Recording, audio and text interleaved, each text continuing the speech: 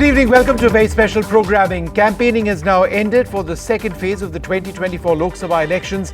Voting takes place tomorrow for 88 seats across 12 states and union territories, along with the remaining part of the Outer Manipur Lok Sabha constituency. Now, this phase has seen high-decibel campaigning, promises and guarantees by various political parties. The BJP has hit out at the opposition over corruption, dynasty politics and insulting Hinduism. While the opposition has attacked the government over electoral bonds, misuse of agencies, inflation and unemployment. Remember, the results will be out on the 4th of June. For now, on this program, we go across to reports across the country and then a deep dive into why this phase is crucial. Remember, in Karnataka, it's a battle between the Congress's guarantees and Modi's welfare. In Kerala, it's Rahul Gandhi's Wayanad contest that had brought out the rift between the CPM in Kerala and the Congress at the national level. But the highlight of this phase will also be Rajasthan, a state that the BJP swept in the last two Lok Sabha elections. The Congress is hoping to make a mark this time. Let's take a look first at what we're talking about.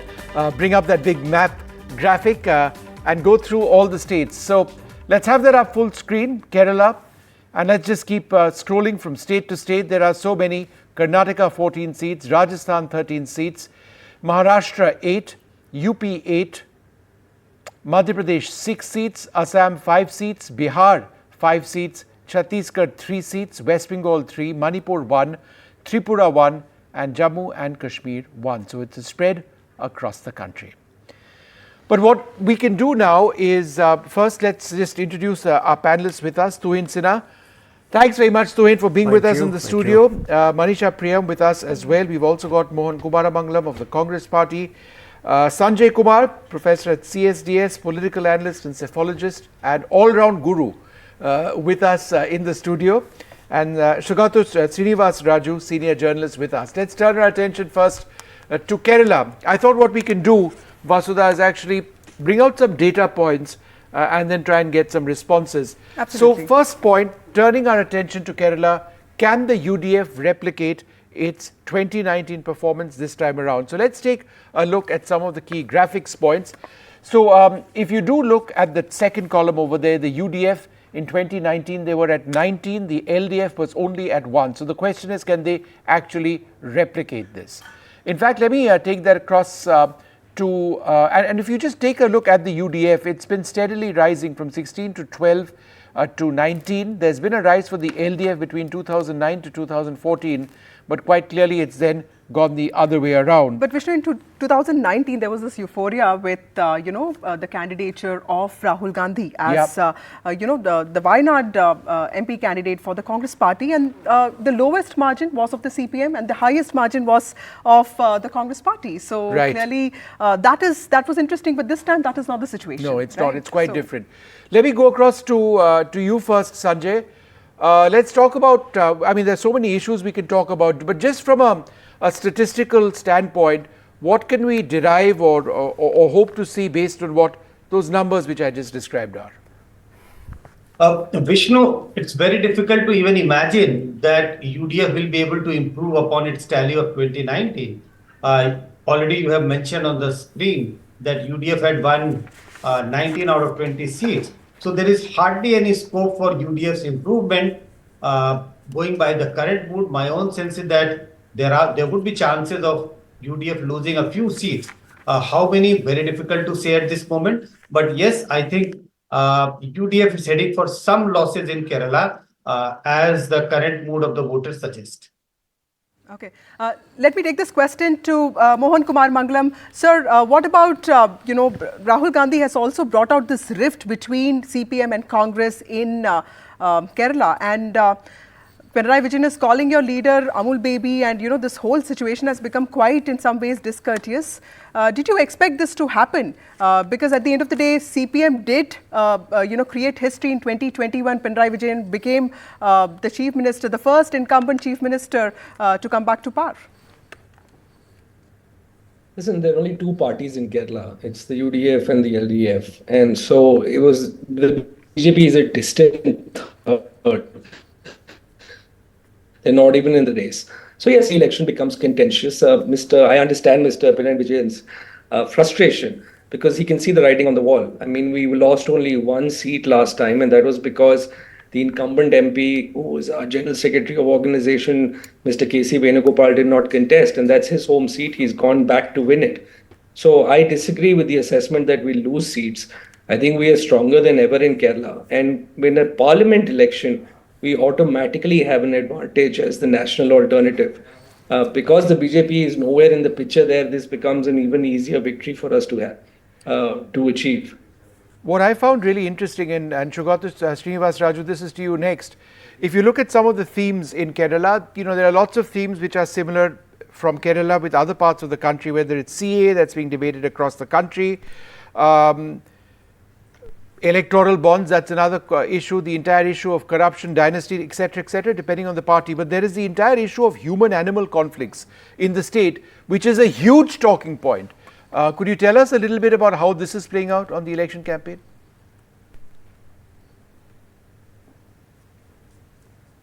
Raju, Mr. Srinivas Raju, go ahead. Shugata? Okay. Yeah, I mean, you're asking me. Sorry, Yes, I could not get the audio. Yeah, I mean, that's one of the issues, but that's, I think, an issue which is not central to what is happening in Kerala. I think, the previous two speakers did mention about UDF and LDF, but this time around, Vishnu, I think there is a third element. That is the BJP. BJP may not win seats, but if their vote share is bound to go up a little, then I think they're going to, cause a little upsets here and there. At least 6 seats were, where they seem to have a reasonable influence. 3, I think they are very, very serious about. But I think finally the Thrissur seat and Thiruvananthapuram seat are very, very, we will go down to the wire is what is being said. So, I mean, I don't think the UDF will be able to retain all that they retained all that they won the last time. There is a certain saturation point there. The same logic applies in Karnataka to BJP, where they have reached a certain saturation point and they will have to lose a few seats. So I think the same applies in Kerala as well. And this talking point that you mentioned about man and animal conflict, yes, it is important, but I don't think it is going to turn the election around. Right. There have been 26 deaths, I think, which have been reported within the last 1 year. It seems to have come up over and over. But be that as it may, let's continue our focus, Vasudha, on Kerala. So historically, the BJP has never secured a Lok Sabha seat in Kerala. Will the party finally open its account this election? Let's look at these 5 seats where the BJP got more than 20% vote share in 2019. There is Thiruvananthapuram, where the BJP has been coming second since the 80s.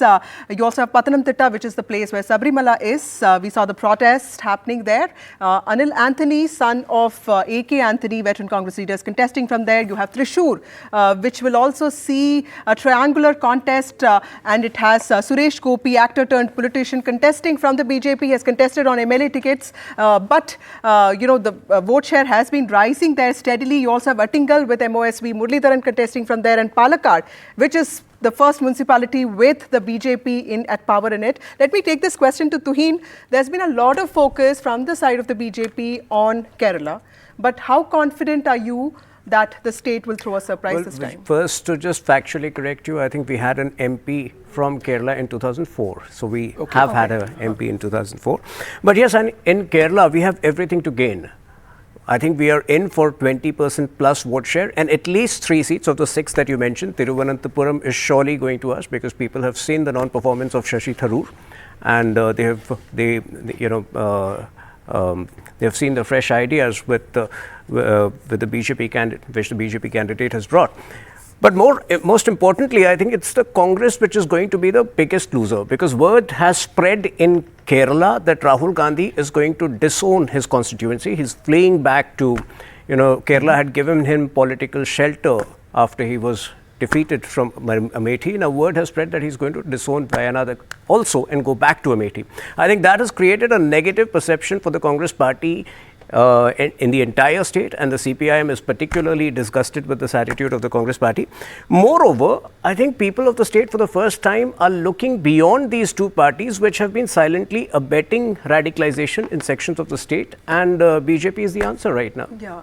And Mohan Kumar Mangalam, do you want to respond to that? In 2004, it was an IFDP candidate, an ally partner of the BJP. That seemed to be the case there. Mohan Kumar Mangalam, is Rahul Gandhi going to be loyal to Wayanad, or is there a sense that he may be going back to Amethi? Or that's a question the BJP is asking.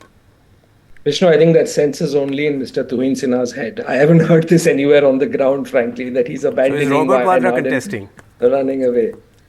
You should ask Mr. Vadra if he wants to contest as an independent. Otherwise, he'll have to wait for the CEC to make a decision, as all of us in the Congress party do. As far as Mr. Shashi Tharoor's non-performance goes, I mean, listen, how do I respond to someone who doesn't talk with facts? This is just rhetoric. Dr. Tharoor not only is one of the best performing parliamentarians, but if you talk to anyone in his constituency, they will tell you that they can get in touch with him at any time of the day. And I say this with absolutely no reservations. He helps almost every single person in his constituency. I know this because I've worked with Dr. Tharoor directly, so I can testify to this. So this is just nonsensical rhetoric. They try to send another celebrity last time around with Sridharan, and he lost, and he said BJP can never establish a base in Kerala. And now they've sent basically a Bangalore boy, Rajiv Chandrasekhar, who really has no connect to the people of Kerala, but just because he's been a minister and he has some visibility, they think that they can use that to bring it down to the wire. It's not going to be. Dr. Tharoor is going to come back for a record fourth time. We also have M.A. Baby with us. He's former Rajya Sabha MP from the CPMs. Mr. Baby, thank you so much for joining us. So there is so much talk about SFI high-handedness, and that is something that's also become a poll issue, and also, this cooperative bank scam. Do you think that your party could have handled these two issues better? See, first of all, the concocted allegations against SFI. It is true that some unfortunate incident had happened in an institution in one of the districts, Wayanad. Some SFI boys were involved in that, but there were boys belonging to other organizations as well. And a section of the media tried to paint SFI as the sole, culprit in this mishap. This we have clarified, and there are certain, infiltration of boys who don't have the characteristics which we expect from SFI leaders. So, the efforts by section of the media to exaggerate things, for example, problems in cooperative banks. Most of the cooperative banks in Kerala are run with responsibility. The performance is widely respected, and we have a cooperative of writers, Right. Sahitya Pravartaka Saharana Sangham, those who are writers. Right. So the exaggerated narrative that there are problems with the Students' Federation of India or cooperative movement, that's a travesty of truth. All right, you disagree with that. Fair enough, Mr. Baby. I'm just going to turn our focus to Karnataka now. Now, in the Bengaluru and South Karnataka region, and let's have this graphic up, 14 seats are at stake. The question we are looking at is whether the BJP's alliance with the JDS work in its favor, or will the ruling Congress actually pose a challenge? So, a couple of points over here. Now, let's have this up full screen. The Congress and the NDA, they're contesting 14 seats each. The NDA last time around, or this time around, it's 11-3. So that's the split. Let's take a look at the next sort of set over here. In this phase 2, if you look at the 2019 position, the BJP had done incredibly well. They'd won 11 seats over here with 47.7% of the vote share. The JDS was at 12%. The Congress had 31% of the vote share. But look at the seats won. All the other three parties other than the BJP were just at 3. And a final set of points which we can bring up over here, the assembly election results, where there's been a change. And obviously, we say it all the time that assembly election results don't translate into what happens in the Lok Sabha. But the fact that these elections are so closely spaced, is there a wave? That's a question that will be asked in favor of the Congress. 135 seats for the Congress party, the BJP 66 seats. So let's just sort of, Manisha, get back to the question. And the question which I'm asking is, will the BJP's alliance with the JDS work? Two elections so close to each other, just on the basis of that number or those numbers, can you draw some inferences? So, we can draw inferences either from the numbers or on the alliances, because they speak of two different scenarios. That's true. Now, on the alliances, if you come to the current alliances, every election in Karnataka, and especially with these alliances, is a different political moment. What does the BJP look like right now? The BJP looks like something very different from what it was in the state assembly elections. Mr. Yediyurappa is clearly in charge, and clearly the very dominant Lingayats repose their trust in him, the faith in him.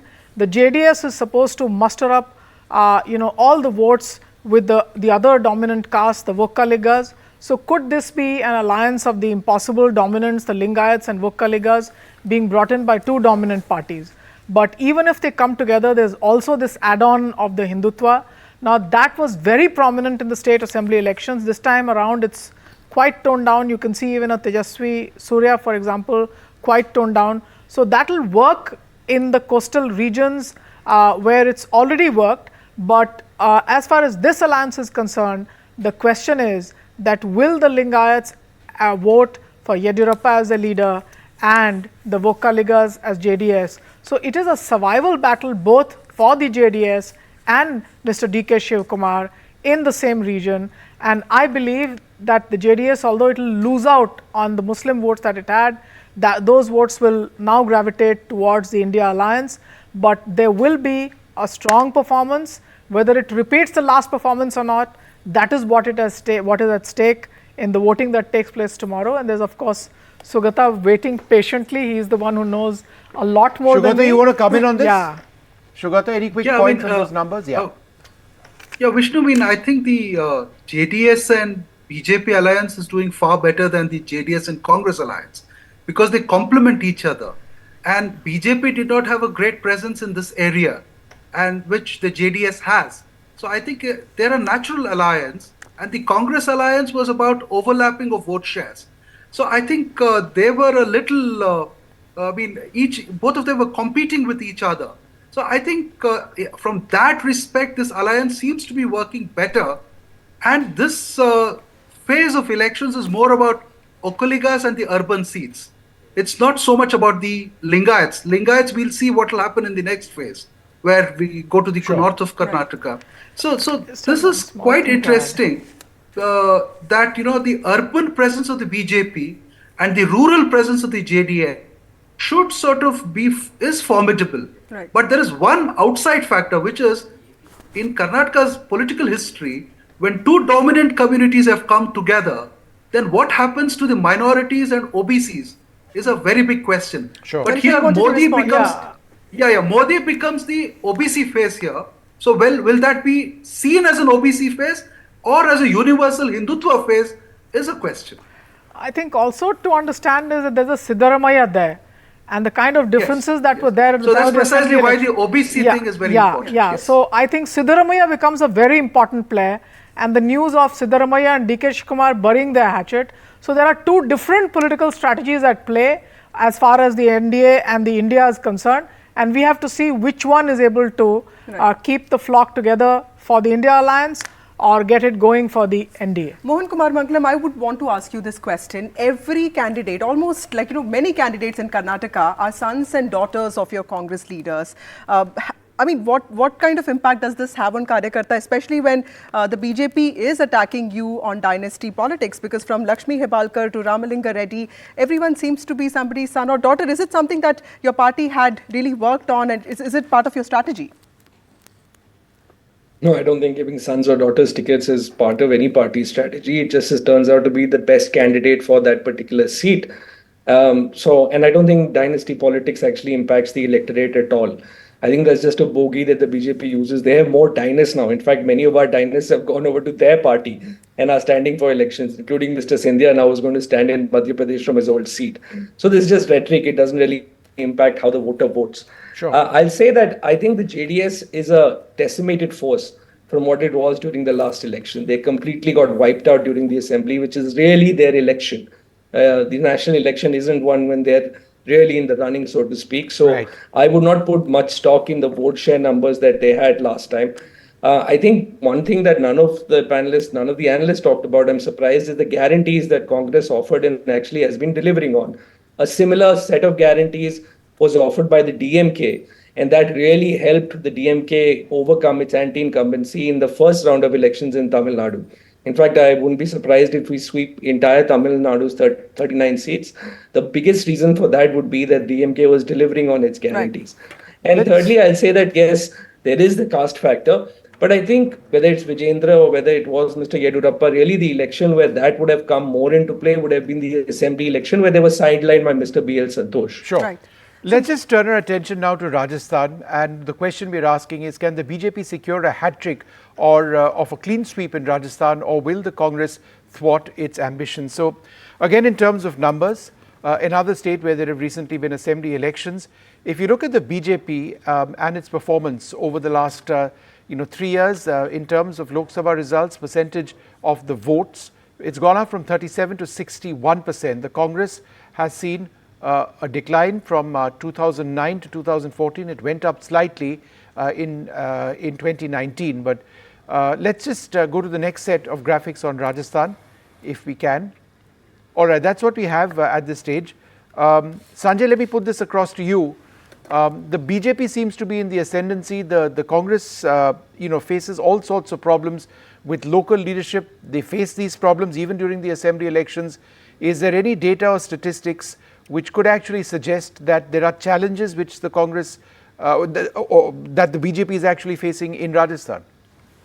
I think from the ground there are different stories coming that BJP is facing challenges in few constituencies. There are different numbers being offered. Some people say 12 constituencies, BJP is facing a challenge. Some say 8, 9, 10. But yes, from the ground, there is a sense that BJP is facing challenges. But my own sense is that yes, if you go deep into, if you go to the villages, go to the local areas, you might come across situation where people may be unhappy. But all this, if you aggregate all these unhappiness against the BJP, I don't think this is going to reward Congress electorally in a huge way, because it's not only that BJP has been able to do win all the 25 seats in 2014 and 2019. It is also important to mention the margin of victory of BJP in all these seats. Out of the 25 seats which BJP had won in 2019 election, in 23 seats, BJP's vote share is about 55-56%. So, and the Congress is trailing behind by almost 20-25%. Right. So what happens is that even if there is a negative swing against the BJP, and this negative swing is bound to benefit the Congress in a bipolar contest. So even if there is a 7% negative swing against the BJP, right, even if we assume that that's happening, goes to the Congress, still Congress will not be able to put up a strong challenge to BJP in Rajasthan. Yes, there is always a possibility of Congress winning 2-3 seats here and there. I don't rule out that possibility, but I don't see a massive change of mood of the voters in Rajasthan from BJP to Congress. That's my sense from the ground. Tuhin, would you like to respond to that? And is there a sense of nervousness in the party? Because we see Bhatti videos everywhere. So is your party a little... First of all, the Congress party has ceased to be a player in the entire Hindi heartland, at least when it comes to Lok Sabha elections. So, Congress is completely ruled out when it comes to Lok Sabha elections. Now, the point is we won 25 seats in 2019, we won 25 seats in 2024. So, the pressure is obviously on us to retain that. We can't add to that. But we have done fairly well we have a real-time mechanism to monitor the performance of each of the candidates and how the campaigning is going. And I think we are on course to retain all of those 25 seats as of now. The point is Rajasthan has witnessed the fight between Gehlot and, Sachin Pilot in the last 5 years, which had completely destroyed the governance mechanism in the state. And even yesterday or day before, the allegations which have come forth where, the two leaders were busy tapping each other's phones, because of which governance suffered. The crime rate was at its worst. So I don't think the people of Rajasthan are in a mood to trust the Congress this time, at least, I think it's too early after the assembly elections for them to give the Congress party another chance. Manisha ma'am, the Prime Minister's very strong Hindu pitch started in Banswara, and then, you have this tribal party there. There is one constituency where the Congress is telling people not to vote for its own candidate because it's allied with the tribal party. So there's confusion, there's drama, but there are apprehensions. How do you see the Rajasthan battle this time, especially Churu, Barmer and Sikar? So, Rajasthan has been clearly a two-stage performance as far as the BJP led by the Prime Minister is concerned. The first round of elections did not see this kind of a pitch. And the claim of the Congress party is that they've done well here. We don't know what's happening on the ground. The claim of the Congress party is that Sachin Pilot campaigned very hard and that Dotasra also did a lot of campaigning. But the question is that did all of this in the assembly elections, but their differences did play out at that point of time. The BJP campaign was also not so sharply pitched at that point of time. Now, it does get very sharply poised and pitched, and for that the Election Commission has taken cognizance. So I am nobody to say that it was not sharp and poised. It was.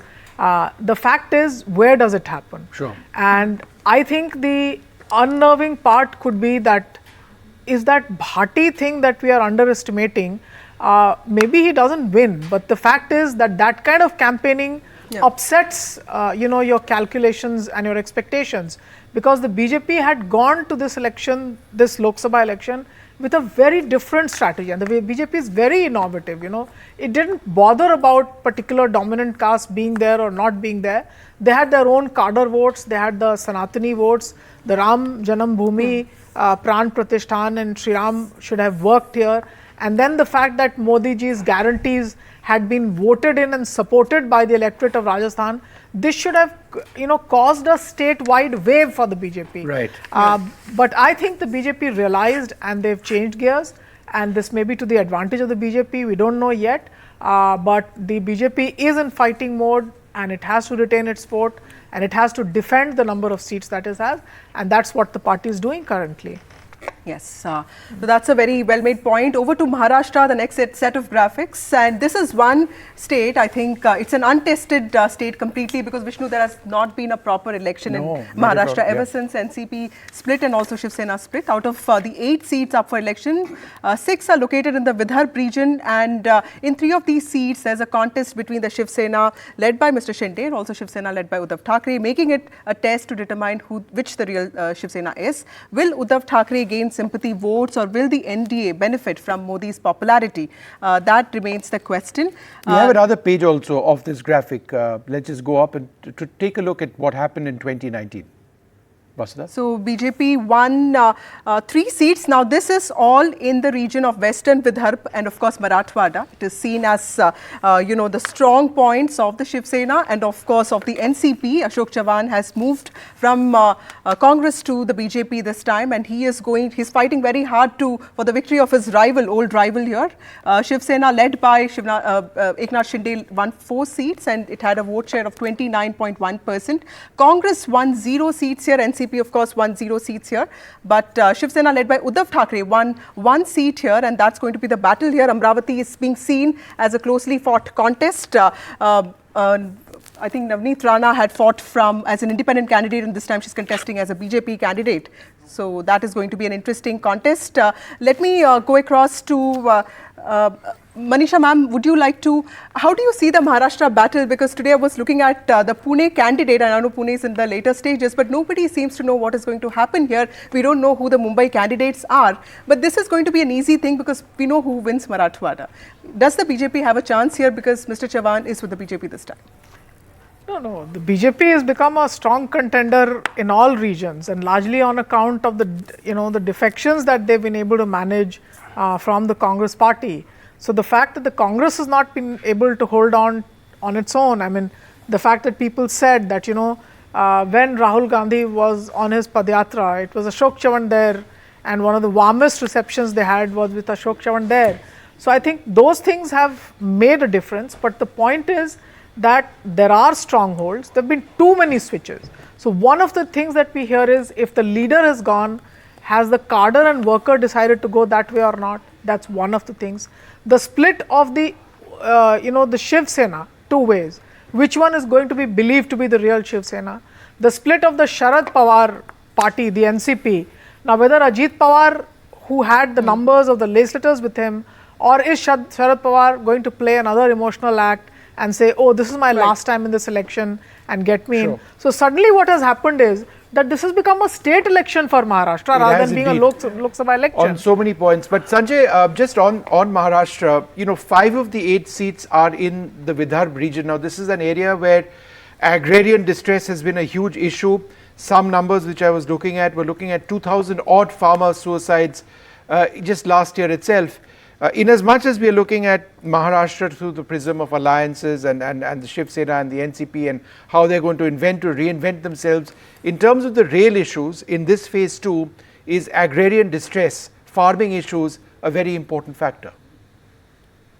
Vishnu, I don't have a good sense of whether farmers' issue is the real issue in Maharashtra in the second phase of poll. But I like the comment given by Manisha Priyam at this moment, because we keep discussing Maharashtra over and over, and everybody get a sense that Maharashtra is producing a different kind of a contest in 2024. And what Manisha mentioned, that it almost looks like Maharashtra we are having a state election, because there are so much of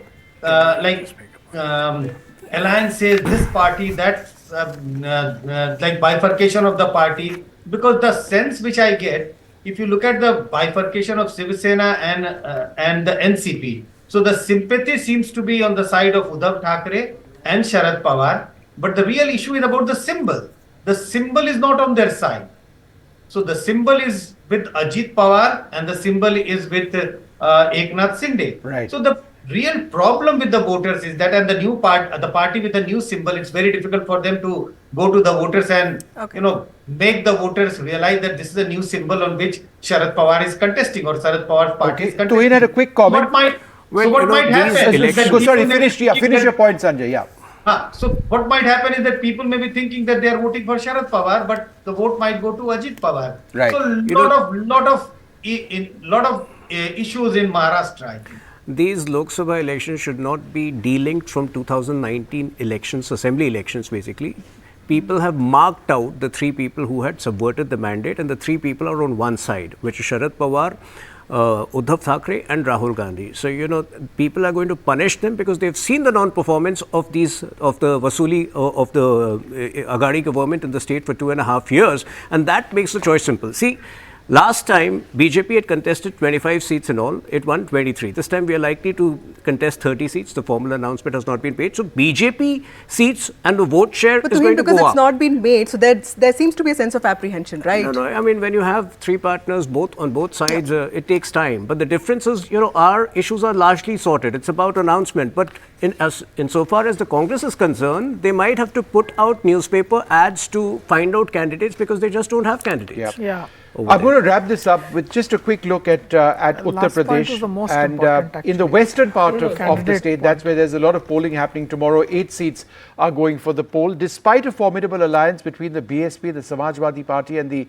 RLD last time. They only managed, one seat? Yeah. 1 seat last time. With the RLD now aligning with the NDA and the BSP contesting alone, will it be smooth sailing for the NDA, or can Rahul and Akhilesh's collaboration put up a fight? Just a quick look at the numbers. Which alliance in Western UP will come up top? This is what took place in 2019. The BJP was absolutely dominant over here. The only other party was the BSP. So the BJP ahead massively in vote count, seats as well. Let's take a look at the next set of graphics that we have on this. In the overall situation, can the BJP maintain its strike rate? You want to run us through this graphic, Vasudha, because it's mission 370. So they would need to up their strike rate, right, to considerably more than 2019. Right. Absolutely. And this is just the second phase. It's going to be very important for the BJP's momentum. 88 seats in question here across 13 states. And the strike rate for the BJP was 72% last time, and 52 seats in 2019, and of course 58 right now. So it's a lot about defending the bastions of the BJP, and Western Uttar Pradesh is considered, last time it was a challenge, Vishnu, with both parties coming together. But this time it's going to be slightly easier is what we hear. But 63-24 is what it was in 2019. It's quite clear that the India Alliance have their work cut out for them. We're going to wrap this up because we're going to be focusing on Kerala a little bit more with a very special program with my colleague Uma Sudhir. I'd like to thank you all very much for being with us. Tomorrow is going to be another important day. We'll be talking a lot about voter turnout as well. I think that's going to be an important issue. It certainly was in the last phase. We'll take a short break, come back with more.